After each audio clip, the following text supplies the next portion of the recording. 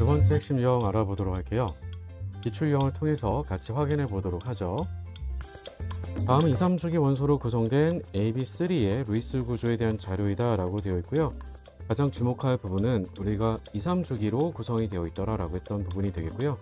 그리고 중심 원자 A와 주변 원자 B는 모두 옥텟 규칙을 만족을 한대요.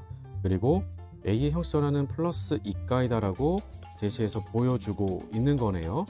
자, 이 말로부터 우리가 구조를 생각을 좀 해보자 라고 한다면 어떤 형태라고 하는 걸 생각을 떠올려 볼 수 있겠니? 라고 하는 걸 좀 그려줄 수 있어야 될 텐데요. 다음과 같이 우리는 중심 원자 A를 중심으로 해서 그 주변에는 B가 와서 결합이 되어 있을 거야 라고 하는 것으로 문제는 정보를 제시해서 보여주고 있어요. 그리고 또 한 가지 주목할 부분은 중심 원자 형성하가 플러스 이가라고 제시해주고 있다는 데 있죠. 그 말은 나머지 B 원자 3개 중에서 최소 2개는 마이너스 1의 형성하를 가지고 있어야 될 거예요. 그래야지만 우리는 그 덕분에 전체적으로는 중성인 걸 설명이 가능해지겠죠. 따라서 우리가 그 전체적인 구조에 대한 것을 조금만 옮겨가지고 보자라고 하면 하나가 우리가 마이너스 1의 형성하이고 다른 하나도 마이너스 1의 형성하이고 다른 하나를 우리가 중성으로 나타내 줄 수 있어야 되겠고 그리고 모두 옥텟을 만족한다라고 했던 거니까 그 말은 우리가 결합에다가 전자들을 다 같이 활용을 해서 8개로의 결합, 즉 8개 전자가 결합에 참여가 되도록 그려주면 될 거예요. 자, 다음 같은 구조를 그려놓고 이 구조를 통해서 우리가 문제를 풀어가도록 유도하고 있다라고 하는 게 되겠죠. 자, 이 분자는 그런 비극성이 맞니라고 했던 건데 다음 같은 각각의 원자들은 전부 다 옥텟을 만족한다라고 얘기를 해주고 있었기 때문에 중심 원자를 제외한 주변 원자들은 각각 다음과 같이 비공원자성을 한 쌍 이상은 다 갖고 있을 거예요. 그럼 덕분에 어떤 말들이 가능할까라고 하는 것들을 생각해 보면 비극성이라고 말해줄 수 있는 건 결국 이 비공원자성이 들어가서 다시 사이결합 전자성을 밀어낼 수 있는 또 다른 형태의 바로 공명구조를 나타낼 수가 있을 텐데 그 공명구조들끼리가 서로 다를 거니라고 해봐도 공명구조들끼리가 서로 구별이 안 되죠. 그 공명구조가 이중결합의 위치가 위에 있냐 오른쪽이냐 왼쪽이냐 차이만 있을 뿐이지 사실상 모두가 다 동일한 구조가 되다 보니까 즉 어느 한쪽이 더 공명구조가 실제 구조에 가깝다던가 이런 게 아닌 거잖아요.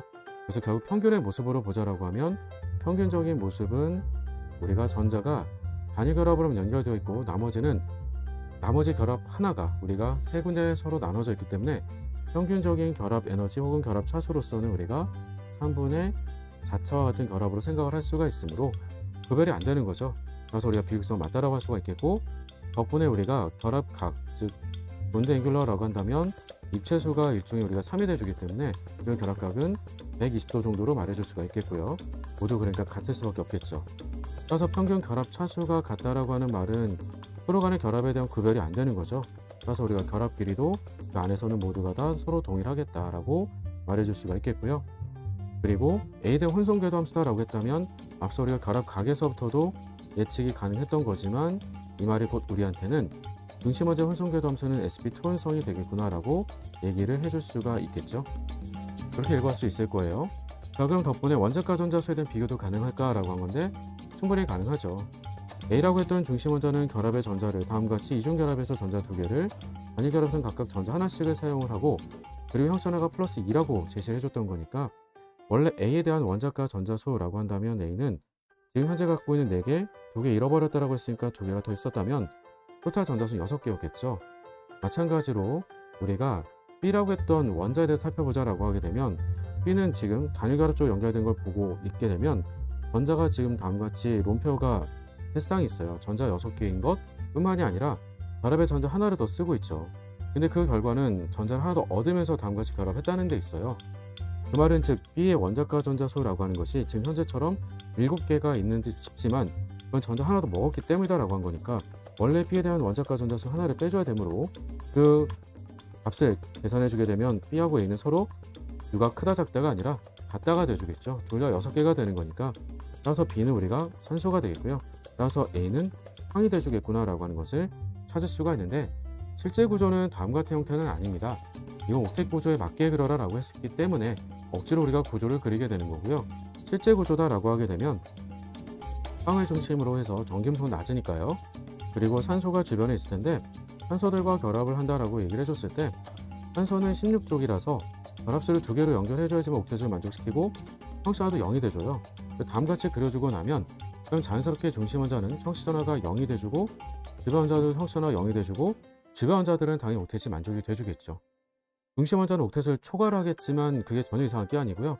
중심 원자가 3주기 이상이기 때문에 다음 같은 게 실제로의 구조가 돼주겠고 그 실제 구조를 판단을 통해서 답을 내더라도 5번은 틀렸다라고 문제를 풀어주시면 될 것 같아요. 그래서 이미 원소로 준다라고 했을 때 주어진 그 근거대로 분자 구조를 그려가게 되면 이 출제자는 어디에 포커스를 맞추고 출제를 했냐라고 했던 건 공명에 초점을 맞추고 출제를 하신 걸 알 수가 있겠죠. 공명 구조가 서로 다 동일하기 때문에 다음같이 우리가 구별이 되지 않는다라고 하는 것들을 물어봤다면 원래는 실제 구조로 문제를 풀어줘야 되는 게 더 맞겠고 여러분은 그래서 실제 구조로 앞으로는 그리시고 문제를 풀어간다라고 기억해 두시면 될 거예요. 나를 옥텟에 만족하도록 그려라 라고 하지 않은 이상에는. 자, 그럼 우리가 분자 구조 그리는 것들을 뿐만 아니라 이런 거 외에도 우리가 좀 특이했던 것들 어떤 게 또 있는지 다시 한번 점검해 보도록 할게요. 지금 필수 개념 시작합니다.